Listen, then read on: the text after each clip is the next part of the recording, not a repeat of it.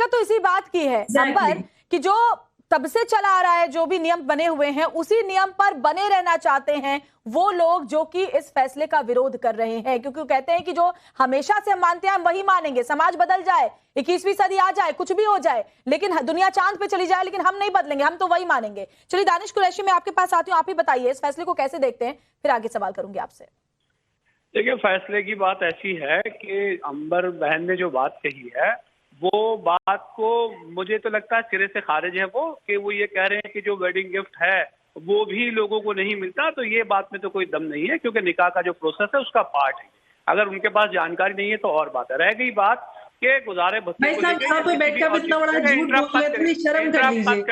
झूठ मत बोलिए, झूठ मत बोलिए, झूठ मत बोलिए, झूठ बोलना बंद कर दीजिए। आपके झूठ पे ही पूरा देश देख रहा है। ठीक है, अंबर को बात पूरी करने दीजिए। दानिश, मैंने आपको अंबर के कमेंट करने के लिए नहीं कहा, मैंने आपसे कहा सुप्रीम कोर्ट के फैसले। नहीं, वो गलत बोल, सुनिए, वो झूठ बोल रही थी तो मैंने तो इंटरप्ट नहीं किया। वो झूठ बोल रही थी तो मैंने तो इंटरप्ट नहीं किया। सुप्रीम कोर्ट को ये फैसला नहीं लेना। क्या झूठ बोला उन्होंने? ठीक है, जरा बताइए क्या झूठ बोला उन्होंने, फिर उनसे उनके झूठ का जवाब जानना। फिर इस तरह से डिबेट नहीं हो। ठीक है, अंबर उन्हें बोलने दीजिए। आई एम सॉरी, अंबर उन्हें बोलने दीजिए। I am sorry. ठीक है, अंबर सुनते दानिश। नहीं, अगर ये कॉन्स्पिरेसी करने बैठी है तो फिर आई एम सॉरी, ये आगे नहीं चल पाएगा। दानिश जी कहां से कहां ले गए आप? मुझे ये बताइए सुप्रीम कोर्ट के फैसले पर वो इतना सारा झूठ बोल रही है तब भी हम खामोश थे अपने काम से। जब मेरी बात है तो इंटरप्ट क्यों कर रही है वो? अंबर उन्हें बात पूरी करने दीजिए, अंबर उन्हें बात पूरी करने दीजिए, वरना वो ऐसे ही पूरी डिबेट में बोलते रहेंगे। ठीक है, आप अपनी बात पूरी कीजिए दानिश, और ये भी बताइए सुप्रीम कोर्ट के फैसले पर क्या कहेंगे।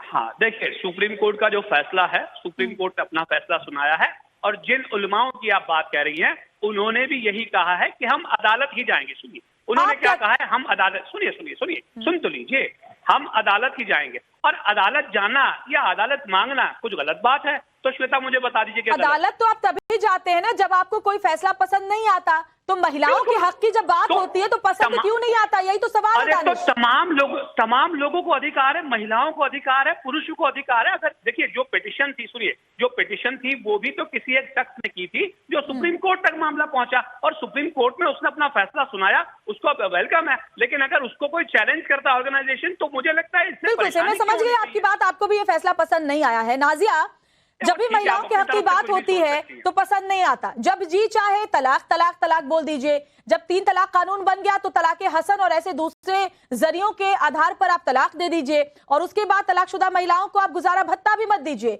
यानी महिलाओं के हक की अगर कोई भी बात होगी तो हम तो इसका विरोध करेंगे। सबसे पहले तो मैं मुसलमान बेटियों और महिलाओं को बहुत बहुत मुबारकबाद कहूंगी, क्योंकि ऐतिहासिक से भी ऐतिहासिक जजमेंट आया है। और मुझे याद है कि मैं सबसे यंगेस्ट काउंसिल थी 3 तलाक में, the honourable supreme court of India में, और उसके बाद ही मैंने पॉलीगैमी हलाला को बैन करने के लिए कॉन्स्टिट्यूशन बेंच पे मेरी हियरिंग चल रही है। 38 साल का इंतजार खत्म हुआ है मैम, 38 साल का इंतजार। और यूं सोचें तो कहीं ना कहीं 1400 साल का इंतजार खत्म हुआ है। और जिस तरह से शरिया के नाम पर एक्सप्लॉइट किया जाता था मुस्लिम बेटियों को, वो एक्सप्लॉइटेशन अब खत्म हुआ है। मेहर की बात अभी मैं सुन रही थी, मैं विधवा हूं और पिछले 15 साल से विधवा हूं, मुझे मेहर नहीं मिला। मेरा मेहर सिर्फ मात्र 1100 रुपए था। मैं इद्दत में बैठी थी और इद्दत में जो 3 महीने में बैठी थी उसमें 100 रुपए पर डे मुझे दिया जाता था। ये मैं अपना आप बीता बता रही हूं मैं। और उसके बाद ना ही मेरे बेटे को देखा गया, मेरे इन-लॉज ने देखा, और ना ही मुझे कभी पलट करके देखा। बेटा मर गया तो मतलब बहू और पोता भी मर गया। तो जो इस्लाम के जस्टिफिकेशन पर जो मुस्लिम बेटियों के साथ जो एक्सप्लॉइट किया जा रहा था, उनके हक को मारा जा रहा था, उनकी आवाज को दबाया जा रहा था, उनको एड़ियों के नीचे कुचला जा रहा था, हलाला में भी इद्दत पे बैठाया जा रहा था 2-2 बार। ये सारी चीजों का आज हिजाब उठा है, और मुसलमान बेटियां कोई बेघर नहीं है, भिखमंगी नहीं है। अब वो अपना कानूनी हक मांगेंगी और क्रिमिनल प्रोसीजर कोर्ट और ये हक आपको सुप्रीम कोर्ट दे रहा है। सुप्रीम कोर्ट ये मानता है कि किसी भी धर्म की महिला हो उसका हक है कि उसको गुजारा भत्ता मिले। ठीक है, हाजिर खान जी, आपने नाजिया इलाही की बात सुनी, अभी भी आप यही कहेंगे कि नहीं, हम तो सदियों पुराना जो हमारा नियम चलता रहा हम वही मानेंगे, भले हमारी बेटियों की स्थिति में बहुत बदलाव आ गया हो, बाकी धर्मों की बेटियों के लिए नियम कानून बदल गए हो, लेकिन मुस्लिम महिलाओं के लिए कुछ नहीं बदलेगा।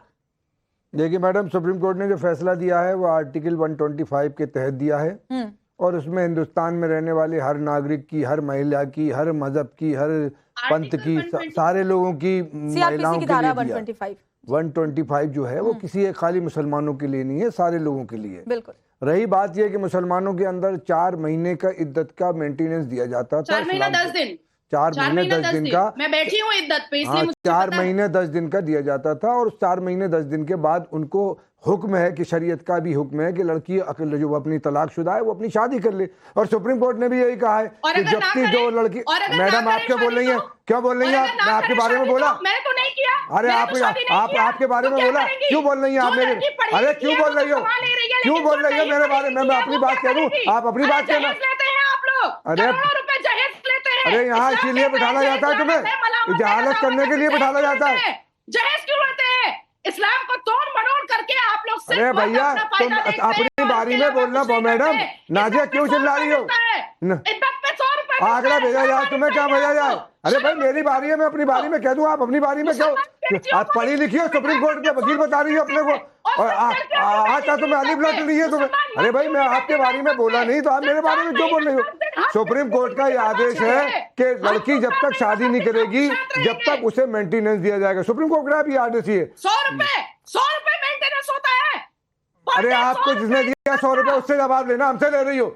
अपने शौहर से बात करना, हमसे क्यों कर रही हो? गलत हो रहा था। सुप्रीम कोर्ट ने कौन सी क्या दिया, कितने पैसे दिए जाएंगे? सुप्रीम कोर्ट ने कौन सा फैसला दिया है बताइए जरा। बिल्कुल, जो भी फैसला आया है उसमें सुप्रीम कोर्ट ने कहा है कि कितने पैसे दिए जाएंगे बताइए आप भी, और कोई बताएं कितने पैसे दिए जाएंगे बताएं। मनी बताएं, मनी देश के अपने व्यूअर्स को मनी बताएं। नाजिया भी जो सुप्रीम कोर्ट के अपने को जज बता रही है वकील, और आप भी बताएं कि कितने मेंटेनेंस सुप्रीम कोर्ट। मुझे एक बात बताइए हाजिर खान, जितने आसानी से आपने ये कह दिया कि कर ले वो शादी, वो अगर शादी ना करना चाहे तो आप बताएंगे कि हम तुमको तलाक दे दें, तुम शादी कर लो। वो बीवी नहीं रहे क्यों देगा मेंटेनेंस? जिस मर्द की उन्हें तलाक देगी क्यों देगा मेंटेनेंस? क्यों देगा मेंटेनेंस? जब वो उसकी बीवी नहीं रही तो क्यों उसकी देखरेख करेगा? क्यों देखेगा तलाक?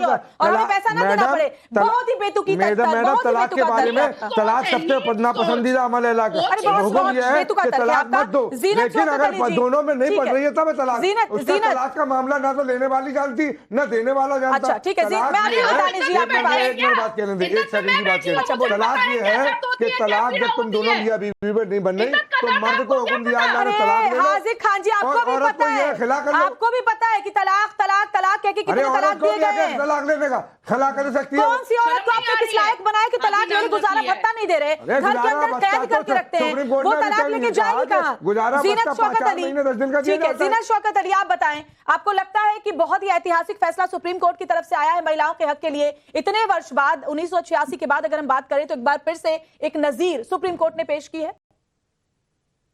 I think ये फैसला जो है it's a very welcome judgment and it is a very just judgment. देखिए सबसे पहले जो है वो जो इस्लाम के जो यहाँ खाम बैठे हैं उनको पता होना चाहिए, बोलिए, उनको पता होना चाहिए कि जो इस्लाम जो बताता है वो इस दो औरतों के हुकूकों को बहुत अच्छी तरह से उन्होंने बताया है and it gives full justice to women. तो आपकी शरिया जो आपने बनाई है और जो आप फॉलो करते हैं वो क्या इस्लाम के हुकूक को फॉलो करती है? इस्लाम ने तो ये बताया है कि आपको देना है, आपके पास इनहेरिटेंस है, आपके पास विमेन्स राइट्स है, विमेन जो है वो हमेशा फोरफ्रंट पे रही है हर चीज पे, लेकिन हम जो है वो हमारी औरतों को क्यों पीछे ढकेल रहे हैं? एक लड़की, क्या इस्लाम ने ये सिखाया है कि एक लड़की जो माजूर है, जो जिसको आपने तलाक दिया है, पहले तो वो तलाक का तरीका ही गलत था जो थैंक गॉड वो बैन हो गया है, लेकिन जो तरीका जो भी था जो बैन हो गया है, अगर वो लड़की जो है लेडी जो है उनके पास वो माजूर है, 125 सेक्शन जो है it is for those people who can not afford, और उनके बच्चे जो है उनको उठा के फेंक देना, ये इस्लाम ने सिखाया है आपको? ये इसका जवाब नहीं लेते हैं। बिल्कुल हमारे साथ हाफिज गुलाम सरवर जी भी जुड़े हुए हैं। सरवर जी जवाब दीजिए, जो बात कह रही है जीनत वो साफ साफ कह रही है कि महिलाओं को इस्लाम में बहुत सारे हक दिए गए हैं, लेकिन अपने हिसाब से नियमों को इस तरह से पेश किया गया शरीयत का हवाला देकर कि महिलाओं को बिल्कुल छोड़ दिया गया उनके हाल पर। नहीं, बिल्कुल नहीं, सरवर। ये बिल्कुल गलत है। ये अपने वो कहाँ जाएंगे? ठीक है, ये गुलाम आप सरवर जी बोलिए। थोड़ा गया ये तो पता चले, ये तो बिल्कुल हम लोगों के यहाँ तो किसको आज तक। इमेज को है इस्लाम नाजिया को बता तो बिगाड़ रही है रहे उनके हो। साथ क्या हुआ, सुना नहीं अभी आपने गुलाम सरवर जी? यही तो मैं कह रहा हूँ, तो नाजिया अकेली तो है नहीं, हर मजहब से हर धर्म। देखिए, प्रकृति ने एक नियम बनाकर रखा है और प्रकृति के नियमों के विपरीत तो देश कोई भी प्रकृति के कानून नियम से दुनिया चलेगा कि संविधान से चलेगा गुलाम सरवर जी? प्रकृति के नियम से हम चलेंगे? संविधान, यही तो बता रहा हूँ। ये जो परसेप्शन नया आप तैयार कर रही हैं, संविधान ने ही हमें शरीयत पर चलने की आजादी दी है।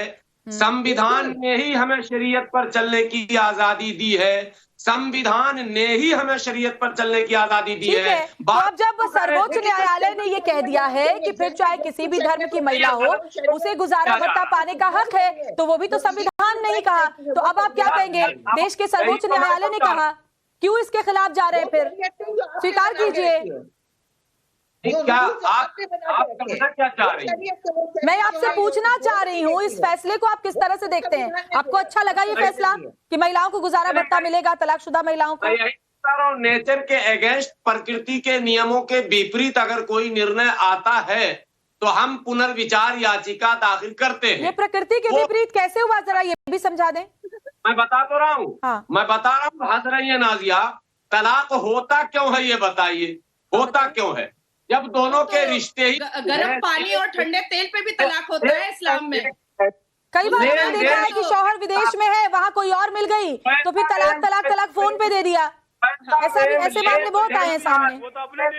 का संबंध रिश्ते से है, भाई भाई को देता है, भतीजे को देता है, बेटा को देता है, बहन पड़ोसी को नहीं देता है, किसी रास्ते पे चलने वाले लोगों को देता है। क्या बेतुकी बात कर रहे हैं मौलाना साहब, क्या बेतुकी क्या बात कर रहे हैं आप प्रकृति के विपरीत बात आप कर रहे हैं। मुझे तो आपकी बात ही समझ नहीं आ रही कि आप कहना क्या चाह रहे हैं। इस पर पुनर्विचार होगा और आप भी मानेंगी कि आप संविधान अगर मौलाना साहब मानते हैं तो सर्वोच्च न्यायपालिका संवैधानिक तरीके से मुसलमान बेटियों को मेंटेनेंस मतलब गुजारा भत्ता का उन्होंने लीगल राइट क्योंकि दिया है। बच्चों को वो कैसे पालेंगी, बच्चों को कैसे पढ़ाएंगी, मुझे बताइए। कैसे जा रहे हैं पुनर्विचार के लिए? एक तरफ अवैसी साहब कहते हैं age of puberty is age of marriage, मतलब लड़की को 12 साल के बाद आप पढ़ने नहीं देना चाहते हैं।